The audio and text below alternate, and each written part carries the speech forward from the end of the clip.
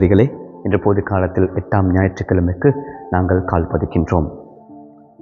இன்றைய வாசகங்களை நாங்கள் பார்க்கின்ற பொழுது,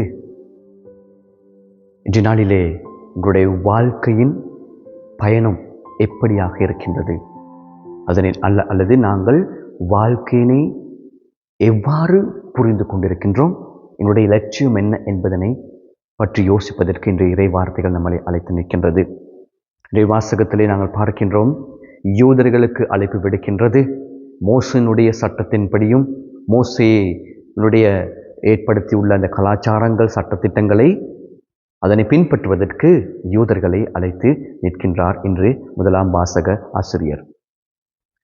அதே போன்று நாங்கள் பார்க்கின்றோம், அதில் சொல்லப்படுகின்றது போல இந்த பேசக்கூடிய தகுதியினை அல்லது சக்தியினை தந்த ஆண்டவருக்கு நாங்கள் எவ்வாறு புகழ் பாடுகின்றோம், எவ்வாறு நன்றி செலுத்துகின்றோம், எவ்வாறு நாங்கள் அந்த பேச்சுகள் எங்களுடைய அந்த பேச்சு திறமையை பாவித்து நற்செய்தியை நாங்கள் எவ்வாறு போதிக்கின்றோம் என்பதனை சிந்தித்து பார்க்க வேண்டும். இவ்வாறு நாங்கள் இந்த பேச்சு திறமையினை வைத்துக்கொண்டு நாங்கள் மற்றவர்களை ஏளனம் செய்து கொண்டிருக்கின்றோம், மற்றவர்களை இட்டு நாங்கள் பொறாமைப்பட்டு கொண்டிருக்கின்றோம். ஆகையினால் அவர் சொல்லுகிறார், நீங்கள் இதனை இறைவனுக்கு மாத்திரமே பயன்படுத்த வேண்டும், ஏனென்றால் இது இறைவனால் கொடுக்கப்பட்ட ஒரு மிக பெரும் கொடையாக இருக்கின்றது என்று. அதே போன்று இந்த 2ஆம் வாசகத்தில் நாங்கள் பார்க்கின்றோம், இயேசுனுடைய மரணத்தை பற்றி காணப்படுகின்ற அந்த கருப்பொருளை கொரிந்தி மக்களுக்கு சொல்லுகின்றார். அதே போன்று அவருடைய உயிர்ப்பு அவருடைய மரணத்தோடு முடியவதில்லை, அவருடைய உயிர்ப்பின் ஊடாக புதிய வாழ்வு எங்களுக்கு கிடைக்கப்படுகின்றது. அந்த புதிய வாழ்வு எங்களுடைய இறப்புடன் வாழ்வு முடிவடைவதில்லை, மாறாக எங்களுடைய ஆன்மீக வளர்ச்சி, அதாவது ஆன்மீகத்தின் ஊடாக ஆன்மீகத்தை நாங்கள் வளர்த்து கொள்வதின் ஊடாக நாங்கள் அவருக்கு சொந்தமானவர்களாக மாறுவதற்கு வாய்ப்பு கிடைக்கின்றது.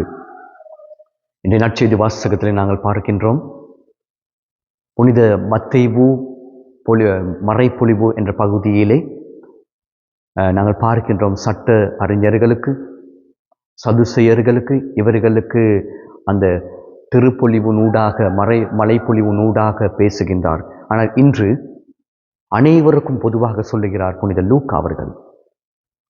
நாங்கள் இந்த உலகத்தில் வாழ்கின்ற பொழுது பார்வையை அற்றவர்களுக்கு நாங்களும் பார்வையற்றவர்களாக இருந்து அவர்களுக்கு பாதையினை காட்ட முடியாது, அவர்கள் வழியை காட்ட முடியாது. மாறாக மற்றவர்களுக்கு நாங்கள் வழியை காட்ட வேண்டுமானால், ஒளியினை காட்ட வேண்டுமானால் நாங்கள் ஒளியில் வாழ வேண்டும். அப்படியானால் நாங்கள் மற்றவர்களை ஏளனம் செய்வதை விட, மற்றவர்களை பற்றி இகழ்ந்து பேசுவதை விட, நாங்கள் எங்களுடைய வாழ்க்கையை பற்றி இகழ்ந்து பேசி ஏளனம் செய்து பார்க்க வேண்டும். நாங்கள் உண்மையாகவே நான் பார்வையற்றவனாக இருக்கின்றேனா, அல்லது பார்வை பெற்றவனாக இருக்கின்றேனா, அல்லது ஒளியிலே இருக்கின்றேனா என்று நாங்கள் சிந்தித்து பார்க்க இந்த நாளிலே அழைப்பு விடுக்கப்படுகின்றது.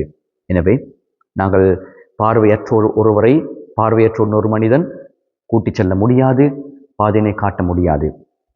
மாறாக அவனை சரியான வழியில் பாதையில் கூட்டிச் செல்ல வேண்டுமானால் அவன் பார்வை பெற்றவனாக இருக்க வேண்டும். அப்படியானால் நாங்கள் எங்களுடைய பார்வையை பெற்றுக்கொண்டு மற்றவர்களையும் சரியான வழிக்கு இட்டுச் செல்ல வழி நடத்த வரம் வேண்டி இன்றைய நாளில் நாங்கள் மன்றாடுவோம்.